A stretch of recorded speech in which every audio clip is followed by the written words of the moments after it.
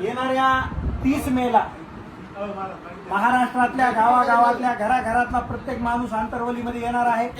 आज या सावळी गावामध्ये बैठक पार पडलेली आहे आणि या सावळी गावातला घराघरातला प्रत्येक माणूस घराच्या बाहेर पडणार आहे ही गावकऱ्यांनी या ठिकाणी सांगितलेलं आहे। आणि येणाऱ्या 30 तारखेला आम्ही आमच्या गावामध्ये येत आहोत। गावागावामध्ये मराठा सेवक बैठका घेत आहेत।